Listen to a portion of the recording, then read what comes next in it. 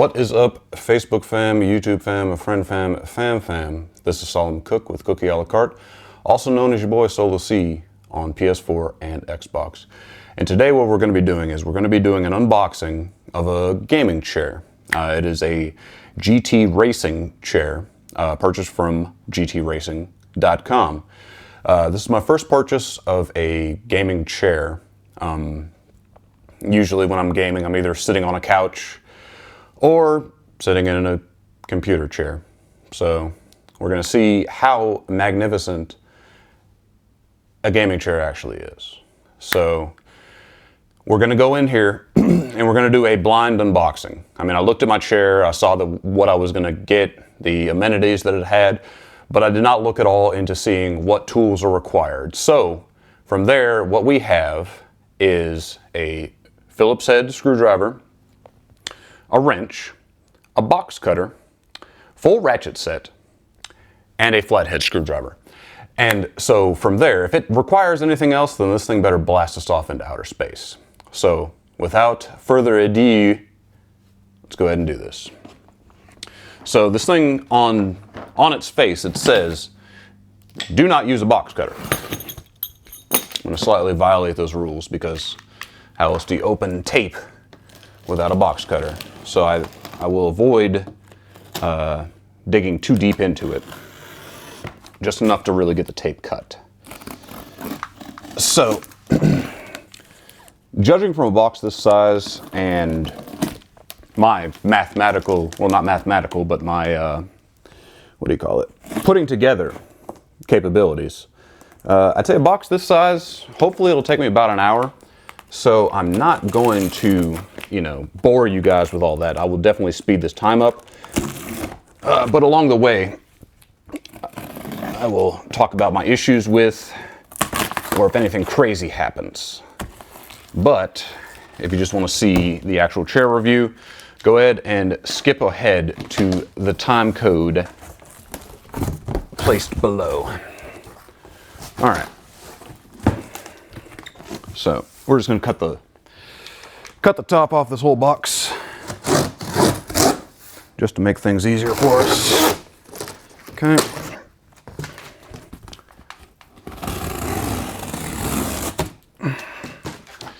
Okay, there's a weird little thing. Okay, that's attached to the box on the outside.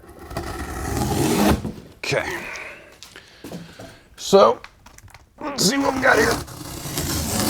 All right.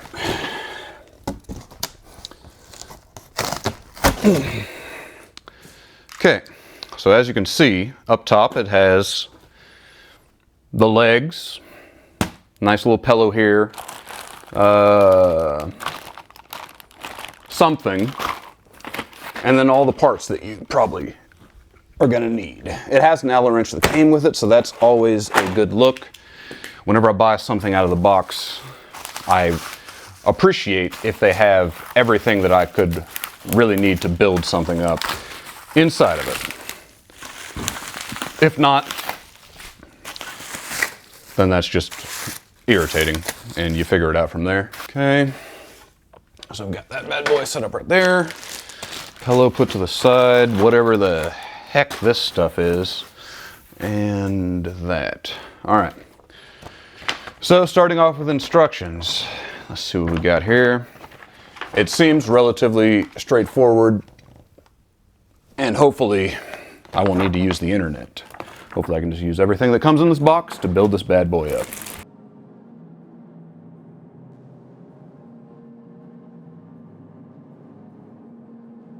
So I know I said I would be slowing down parts and kind of giving my gripes or concerns, but after using my editing software, I'm usually used to using Adobe Premiere, and at my home I use DaVinci Resolve. It's a free program that comes through Apple, and it's very similar to Premiere, but it has its own way of operating, so it is slightly different. So this was just an easier alternative.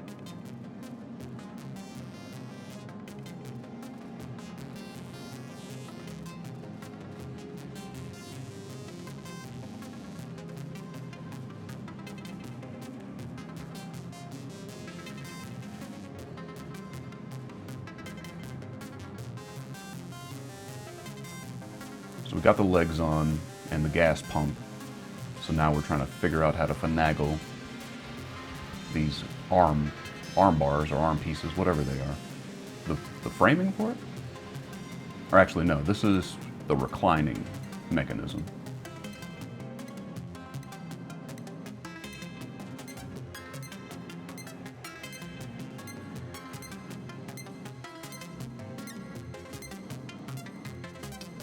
Going through here, I did have to do a good amount of bouncing back and forth in between the instructions, the diagram, and the container in which the parts came in. I don't know if it was something that was done through translation. This thing was made in China, so I don't know if it was a blueprint that was sent over there and then they had to translate it to English, or it was translated from Chinese to English, or however they did it. So they did have some issues with the lettering. So in the instructions, they mixed in capital letters with lowercase letters. So letters like I's and L's, it did have to do some backtracking and going back and forth. Also with this, I did have to, I really hate how the way they have, like when you have small pieces and tools and things. For one, with this specific chair, it was, they didn't put the part letter on there. What they did was they just said, the size of the screw and how many parts were in it. So again, I had to bounce back and forth in between this diagram, and also looking from underneath was a bit of a pain because they don't do this very much on instructions. They don't have to where on the back where you're pulling things out from, where they just have like a basic, little box and a letter underneath it. I don't know why they don't do that. Front. I'm a moron. So as you can see here, I put the thing on backwards. So it was leaning in the opposite direction. So this was just a simple fix. Take the thing off there, screw it back in, and wham bam boom, what do you know, you got a chair.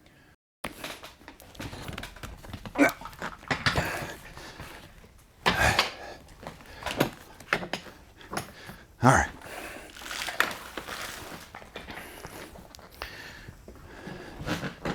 Oh yeah, that.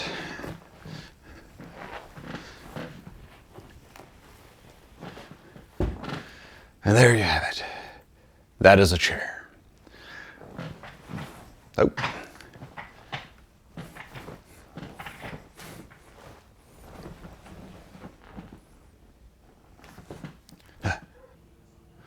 All right, so for my people with short-term memory loss, again, this is Solomon Cook with Cookie a la carte, also known as your boy Solo C on PS4 and Xbox. Call me what you want, just don't call me during a Chiefs game. All right, so as promised, we're gonna hop right into this review of this GTRacing chair. My overall thoughts of it, I do thoroughly enjoy this product. I'll have to see further on how wear and tear will set in. I've only sat in it for about maybe, since purchasing and setting it up, maybe 4 to 6 hours in between doing work from home, casual internet search, as well as making this video. So speaking to the things that this chair did very well, it is very comfortable. I do enjoy the capability to lay almost all the way back. If you want to, you could probably sleep in this chair. I mean, I could fall asleep anywhere really, but with this chair and the fact that it can lean back and it is very comfy, it does make it almost, an appetizing, appealing for a nice little, midday nap. Who knows? So I guess I'll go ahead and discuss some of the amenities that actually brought me to the chair. It does have Bluetooth speakers built into the back of the chair. Not something with a heavy bass boost, but it makes enough noise to where, not quite surround sound, but I mean, for what you're getting in just a basic speaker in a chair, it thumps pretty good. Warning, Cookie a la carte does not own the rights to this music. The sampling was simply for educational purposes. Additionally, no person was forced to watch this lack of rhythm and flexibility during this recording. Please do not try this at home. Viewer discretion is advised.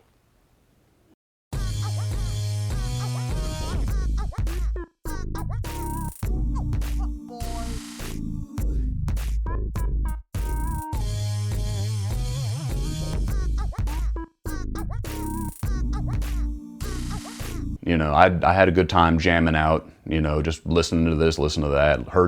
Was listening to some news while I was just bored, listening to some tunes just to test it out. The connectivity was relatively simple. The charger itself, it needs to be charged. On the box it says in between 3 and 4 hours. It doesn't have a gauge to say how charged it is itself, but I got it charged enough to sit there for quite enough time, in about an hour and a half, 2 hours after charging. The only issue I had was getting the initial connection to go through. And I think that might have been something that was an issue on my side. All I had to do is reset my Pixel 4 XL, and then from there, it connected just like any other device that you have Bluetooth capability for. Going into the actual looks of the chair, it is pretty sleek, it is pretty mean, and I do really like the look of it. When trying to set up an office or even an area to stream or whatever, in addition to comfort, you kind of want to think about your feng shui. I myself, not the best interior decorator, but having somewhat of a centerpiece to kind of build around your area and kind of, have accents and things you could put places, this chair is definitely something that will stand out when someone walks into your office. The chair, so far, it seems relatively sturdy. I really won't know until I actually log a few more hours in it. I'll probably, double back and maybe do a 6 month after video after I've actually, sat in it and seen how the wear and tear will set in. But from what I've seen so far, super sturdy, not rocky, not wobbly. It sits just as it should, and that's super dope for me, because I'm not very good at putting things together. Now, taking things apart, I can do that. Putting it back together, that is a bit of an issue for me. So I've hyped this chair up pretty good. So let's go ahead and move into some things that I don't really like. This definitely doesn't get a perfect 10 out of 10, just from the overall ease of putting it together. Now, just general putting it together itself, it took me about maybe an hour, hour and a half. So I'll go ahead and subtract about maybe 15 or so minutes from that, just with, hopping up, hopping back, with doing recording. So I'm going to go ahead and say about an hour and 10 minutes is what it took me to put it together. And for me, that's about average. On my scale of, in between can't put a nail into a board and can rebuild an engine, I'll give myself about a 4. Sorry. I'm not very handy, but if given the option, I generally do buy things off of the floor just so I can forego having to put things together, because I know that it's a absolute pain for me. Really, my only gripe with it so far is the instructions. As I stated before, the instructions, they're in alphabetical order, so A through who knows how many letters. But the letters themselves for the parts, they're in uppercase as well as lowercase. So in letters like I and L, I did have to backtrack a few times just to make sure, am I on part L or am I on part I, is what I'm going into.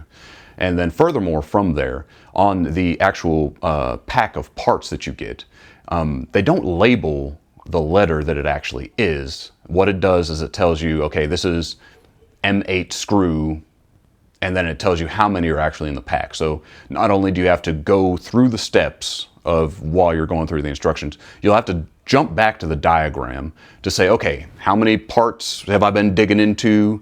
And then additionally, something I don't really find too often is, it would be absolutely fantastic is if they would spend a little bit more money just for printing processes, and when they make the cutouts, if they could just put a little square around it and then say this is part F or B or C or 1, 2, 3 or however it is they want to label it, that for me would be an absolute just time saver, because having to lift it up above your head and look up to see, okay, where am I at, it just takes more time. But no different from any other thing that I've put together. It's just not something that's very common, but it is what it is. So for all my hardworking people, let's go ahead and talk about the price point. It wasn't anything that broke the bank. I got it for $176. And with not purchasing a gaming chair before, I don't really have a point of reference of, quality over like cost.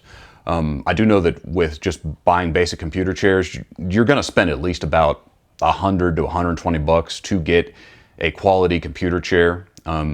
So with the added amenities and the fact that it is built for gaming, is worth that little bit of extra money. And as I was doing my search, making my selection of a chair, I saw chairs that were $500, $700, which to me seems like an absolutely ridiculous amount of money to spend on a piece of furniture. Well, not any piece of furniture. You got your appliances and all that other good stuff. But for a chair, like, I mean, that's just absolutely ridiculous. What does it do? It's got to like pay my taxes for me or something to be, you know, cost me that much money. If you guys are still sticking around, I wholeheartedly appreciate the support. And if you go ahead and do a little extra something special for me, go ahead and hit a like and subscribe on this video. In addition to just doing this overview and unboxing, I also put together a little skit. Was kind of garbage. I tried to put it together as best as I could, but I'm not well versed in the theatre, so I kind of junked that. But there's always a but, and I'm down for haggling. So at the time of recording this video, I believe I have 68 subscribers.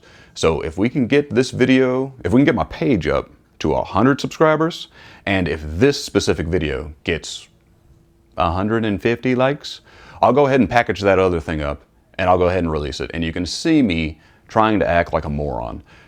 In addition to my terrible acting skills, I'm also making a reference that I'm probably about a decade and a half late for.